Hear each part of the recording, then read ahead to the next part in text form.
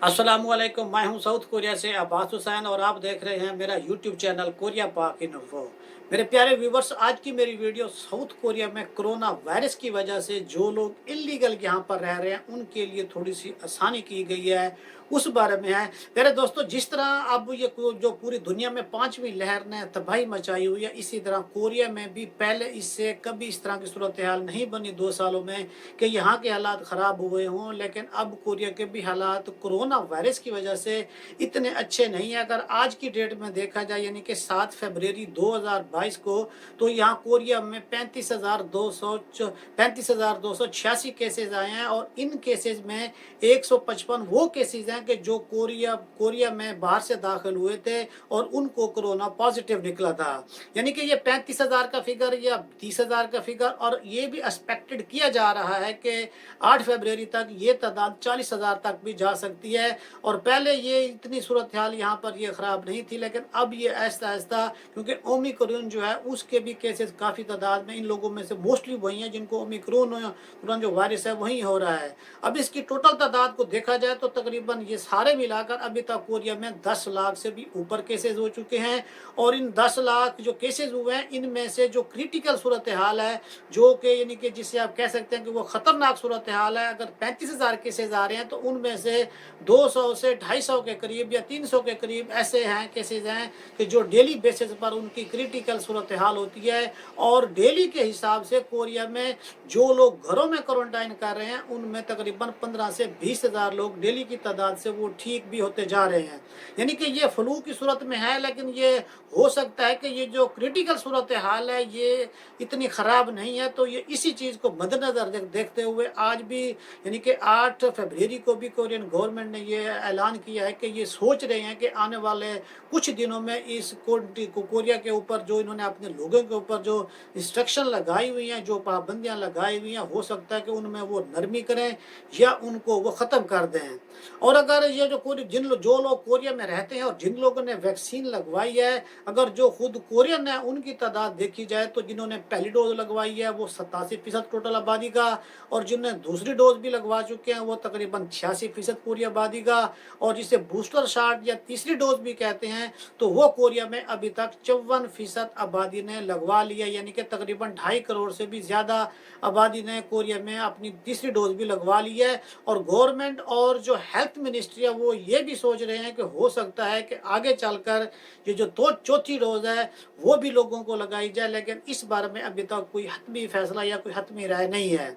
जो लोग यहाँ कोरिया में रहते हैं और जो इन एंड वर्क वीज़े पर हैं, क्योंकि जो इन एंड वर्क वीज़े के ऊपर कोरिया में लोग आते हैं, कोरिया का 16 कंट्री के साथ कॉन्ट्रैक्ट है। उन 16 कंट्रीज में से 8 या 9 कंट्रीज ऐसे हैं जिनके लोग 6 जो यानी कि कंपनियों में काम करते हैं, और उन्होंने अभी तक काफ़ी सारे ऐसे भी लोग हैं जिन्होंने 1 डोज लगवाई है या 2 लगवाई है या तीसरी नहीं लगवाई, और कुछ ऐसे भी हैं जिन्होंने खुद लगवाई भी नहीं है। और हमारे मुल्क पाकिस्तान के तकरीबन 3100 के करीब ई नाइन वर्कर हैं, जिनमें से मोस्टली 6 जो में ही हैं, तो उनकी तादाद में से भी 977 ऐसे लोग हैं जिन्होंने अभी तक अपनी दूसरी डोज नहीं लगवाई या तीसरी डोज की तरफ नहीं गए। यानी कि हर बंदे को चाहिए कि जो यहाँ पर रह रहा है वो अपनी वैक्सीनेशन कंप्लीट कराए, खास तौर पर इंडियन वर्कर और ख़ास तौर पर वो जो यहाँ पर इनलीगल हैं। मेरी वीडियो बनाने का मकसद भी वही इनलीगल दोस्तों के बारे में जो यहाँ कोरिया में है, और जिन्होंने वैक्सीन कराई है उन लोगों को क्या फ़ायदा है, और जिन्होंने नहीं कराई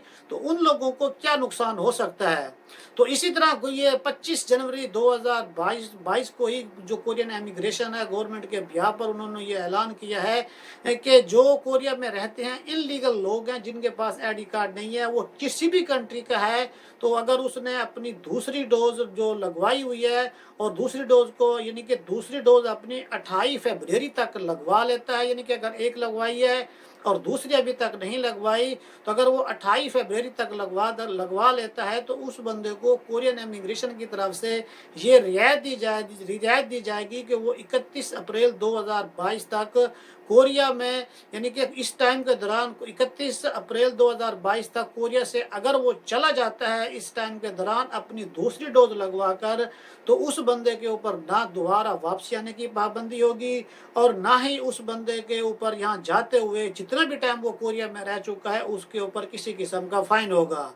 और इसी तरह जो लोग कोरिया में रहते हैं जिन्होंने दूसरी डोज भी लगवा ली है और तीसरी डोज नहीं लगवाई, तो वो अगर 31 अप्रैल के बाद यानी कि या इस फरवरी के बाद अगर वो अपनी तीसरी डोज भी लगवा लेते हैं, तो तीसरी डोज लगवाने वालों को ये रियायत दी गई है कि वो 31 अक्टूबर 2022 तक कोरिया, इस टाइम के दौरान अगर कोरिया छोड़कर चले जाते हैं तो उन लोगों के ऊपर भी यही सेम रूल होगा कि उन लोगों के ऊपर ना ही वापसी आने की पाबंदी होगी। वो किसी दूसरे वीज़े के ऊपर कोरिया में आना चाहते हैं, विजिट वीज़ा या बिजनेस वीज़ा या कोई भी वीज़ा, तो यहाँ कोरियन इमिग्रेशन में उनके ऊपर कोई पाबंदी नहीं होगी कि अगर वो 3 साल के बाद या 2 साल के बाद या 6 महीने के बाद वो एंटर होगा, ऐसी कोई पाबंदी नहीं होगी। और जितना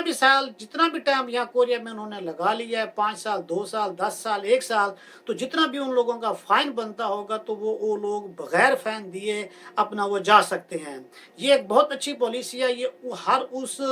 इलीगल बंदे के लिए फायदेमंद है जो वापस अपने मुल्क जाना चाहता है और वापसी कोरिया आने का भी ख्वाहिशमंद है। इसके लिए अगर आप जब जाते हैं तो उसका थोड़ा सा प्रोसेस यही है कि आपको जाने से पहले जो वेगुगिन चोंगब अन्य सेंटर है वहाँ पर शिंगू करना पड़ेगा, या फिर आप 1345 पर कॉल कर इसके बारे में वहीं से मालूमात लेंगे, या जो आपके घर के करीब तरीन जो इमिग्रेशन है जो आपको लगती है तो वहाँ पर जाकर आप अपना डिपार्चर लेटर वहाँ से जाकर बात करेंगे, अपनी टिकट दिखाएंगे तो वो आपको डिपार्चर लेटर बना के दे देंगे। तो उस बिहाफ के ऊपर आप यहाँ कोरिया से आउट हो सकते हैं और ये आपको जाने से कम से कम 3 दिन या 4 दिन या 5 दिन पहले ये अप्लाई करना होगा। अगर आप अच्छा लिखना पढ़ना जानते हैं तो आप ये सारा काम नेट के ऊपर भी, कोरिया की साइट के ऊपर भी जाकर नेट से भी ये आप अप्लाई कर सकते हैं। उनका एक अलहदा इस बारे में भी उनको साइट पर ऊपर दिया हुआ है कि आप उसे देखकर भी इस चीज़ से फ़ायदा उठा सकते हैं। और जो लोग यहाँ पर कोरिया में रहते हुए जितने भी इनलीगल लोग हैं उन लोगों के लिए ये बेहतरीन मौका है कि वो अपने फ्यूचर को बेहतर बनाना चाहते हैं या अपने मुल्क वापस जाना चाहते हैं और वापस जाकर वापस यहाँ कोरिया भी आना चाहते हैं, तो उन लोगों को इस पॉलिसी से फ़ायदा उठाना चाहिए। ये गुज़श्ता 2 साल से जितना कोरोना आया है इस वजह से हर बंदे को किसी न किसी सूरत में नुकसान भी हुआ है, और कोरियन गवर्नमेंट की तरफ से और कोरियन इमिग्रेशन की तरफ से भी हर बंदे को किसी न किसी सूरत में उन्होंने फ़ायदा पहुंचाने की कोशिश की है। जिस तरह दूसरे कंट्री की सूरत हाल होती है यहाँ पर भी वैसी सूरत हाल है। कुछ ऐसे लोग भी यहाँ पर होते हैं जो वैक्सीनेशन नहीं कराते या किसी किस्म का डर होता है, तो लिहाजा इससे डरना नहीं चाहिए। जो रात कब्र में है वो लाजमी आकर रहनी है, लेकिन जो एहतियात है वो जो परहेज़ होता है वो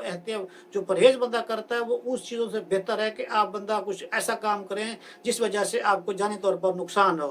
मैं उम्मीद करता हूँ कि ये आपको वीडियो अच्छी साबित हुई होगी और आपको मालूमात पसंद आई होगी। अगर आप मेरे चैनल पर नए हैं तो चैनल को लाजमी सब्सक्राइब करें, क्योंकि जो भी इंफॉर्मेशन होती है कोरिया के रिलेटेड ये बिल्कुल ठीक और अथेंटिक देनी चाहिए और मैं देने की कोशिश भी करता हूँ। तो इसलिए आप लोगों का भी हक बनता है कि मेरी सपोर्ट करें और मेरे चैनल को वीडियो को शेयर भी किया करें। आप इस बारे में मज़ीद अगर मालूमात लेना चाहते हैं 1345 पर कॉल के भी ले सकते हैं, और ख़ुद आप चेक करना चाहते हैं तो है कोरिया की वेबसाइट पे जाकर जो नोटिस है वहाँ पर जाएंगे तो वहाँ पर भी ये खबर लगी हुई है, वहाँ से भी देखकर आप जा सकते हैं। और यहाँ पर एक बात ये भी बताता चलूँ कि जो लोग यहाँ पर कोरिया में रहते हुए अगर किसी के ऊपर कोई जुर्म किया है या उसके कोई क्रिमिनल रिकॉर्ड है या वो बंदा मतलूब है तो ये उन लोगों के लिए थोड़ा सख्ती हो सकती है, लेकिन बाकी सारे लोग ईजिली इससे फ़ायदा उठा सकते हैं। दुआओं में याद रखिएगा। एक नई वीडियो के साथ फिर मुलाकात होगी। अस्सलाम वालेकुम।